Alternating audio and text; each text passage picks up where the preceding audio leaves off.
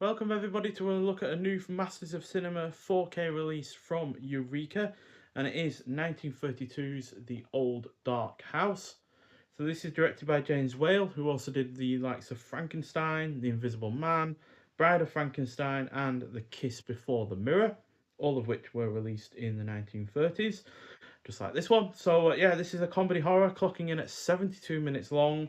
Stars the likes of Boris Karloff, who has seen in now 45 other films, with the likes of Frankenstein, Bride of Frankenstein, for instance. But he was also in The Mummy from 1932, The Black Cat from 1934, the 1935 and 1963 versions of The Raven, The Body Snatcher, and Isle of the Dead, just to name a few. Also stars Melvyn Douglas, who was in two of my favourite 80s horror films, The Changeling and Ghost Story, as well as the non-horror films Twilight's Last Gleaming and Being There, both of which are also fantastic.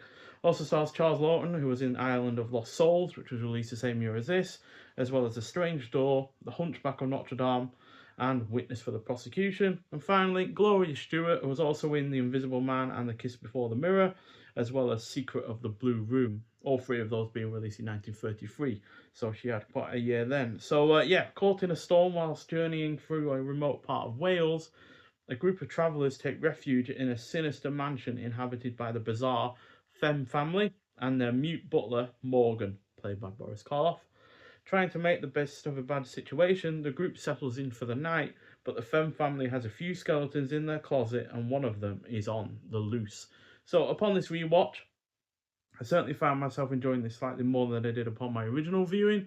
That said, it is still far from my favourite James Whale film, as there is unfortunately no real memorable villain, and for a film that is barely an hour, it does take a little while to get interesting. That said, the cast is decent, with Karloff definitely having the most impactful presence of the lot. It is well paced. The titular house, is well used. There is a plenty of effective atmosphere with lots of electrical storm, lightning storm going on. Really good use of lighting and such, and it got its funny moments. The cinematography is on point, especially when it comes to the lighting, with which is coupled really rather nicely with the editing as well. And the plot is overall engaging. So, yeah, for a film that is sandwiched right in between Frankenstein from 1931 and The Invisible Man from 1933, this, yeah, is a little bit of a weak middle as far as James Whale's filmography goes. Because, yeah, both of those aforementioned films are excellent. Whereas this, yeah, it's just a little bit on the weaker side of things. It is still a really good film, and it's certainly far better than the critics said it was back in the day. Whereas also it wasn't as much of a box office success as Frankenstein was. Um, so yeah, it definitely does deserve the reappraisal that it has gotten over the years. But for my money, James Whale has done better. But like I said, I certainly enjoy this more than I have done in the past. So yeah, we've got this nice new slipcover with this release, which is a got new artwork by Sarah Deck, which is really rather nicely done. We've also got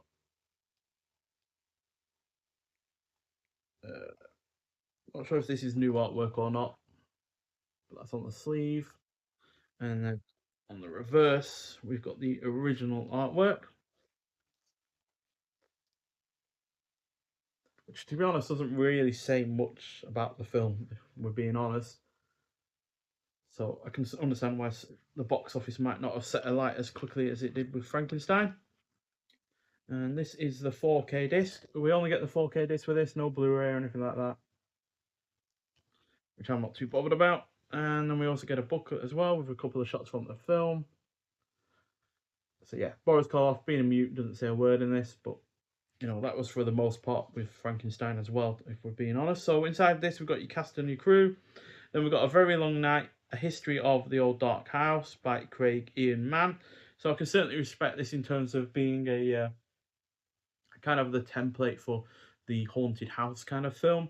You look at plenty of other films where you've got several people that aren't, from the area of a certain house, and then they enter the house, and then obviously bad things start to happen. You think of like Texas Chainsaw Massacre, for instance, which is obviously a lot more violent than this, but that also has a bunch of people arriving at a house, and not knowing what is going to be laying in wait for them inside. So yeah, we've also got Shadow Play, Whale, Priestley, and The Old Dark House by Philip Kemp. And we also have shots from the film inside as well.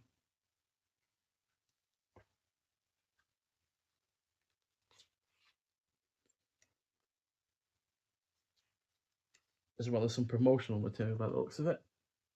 Because, yeah, Boris Karloff doesn't tip up in that or look like that. But then again, it could be shadows that they're playing on in that as well. We've also got another different poster there.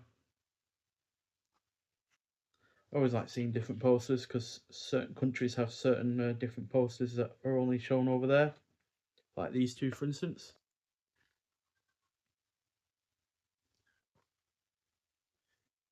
And then we've also got viewing notes, special note, release credits in the back. So this is presented in the 1:37:1 aspect ratio, which I imagine was the original aspect ratio for the film. And then on the disc itself, we've got a 4K 2160p Ultra HD Blu-ray presentation from a 4K digital restoration presented in Dolby Vision HDR, as well as uncompressed LPCM audio. Looks and sounds really rather great, to be honest. Kind of rivals the Universal horror 4Ks that we've seen in the past, like Frankenstein and Bride of Frankenstein and such and such. And since it is in the same kind of wheelhouse as those, yeah, it does look as good as those, to be honest. So, yeah, no issues in terms of the sound quality or the visual quality either. Also got optional English subtitles for the deaf and hard of hearing, audio commentary by critic and author Kim Newman and Stephen Jones, audio commentary by Gloria Stewart, so that must have been recorded for probably a DVD, um, or maybe a very early Blu-ray. And then we've got audio commentary by James Whale biographer James Curtis, Meet the Femmes, video essay by critic and filmmaker David Carnes, Daughter of Frankenstein, an interview with Sarah Karloff, Rescuing a Classic, archival interview with director Curtis Harrington focused on his efforts to save The Old Dark House, which was considered a lost film for quite a while, because, like I said, it wasn't a massive hit in its day, and therefore, you know, whoever, I think it was Universal that actually released this, weren't particularly interested in, saving it or re-releasing it time after time. I think it got one release in the late 30s and then was basically just left to be forgotten about, unfortunately. And then we got a 2018 re-release trailer, stills gallery, and the booklet and the slipcover that we've already shown already. So, yeah, overall a solid film, 3.5 out of 5. By no means the worst horror film from the 30s. For instance, Gloria Stewart was in Secret of the Blue Room, which is something I don't like anywhere near as much as this. But yeah, James Whale certainly did better, and Boris Karloff certainly started better as well, even outside of the Universal horror films. He certainly started in better than this. So it's a solid film, but I'm not quite on board with the 4.5 or 5-star ratings that this film has gotten recently, to be honest. But I can see why people like it in the way that they do.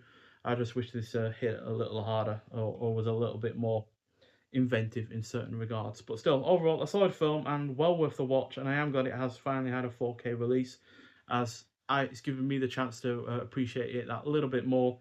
And yeah, for those that do enjoy it a lot more than me, it'll be great for them as well. So yeah, all in all, win-win, quite frankly. So yeah, if you have seen this film before, I'd like to hear your thoughts on it. But nonetheless, thank you for watching, and I'll see you in the next one. Bye.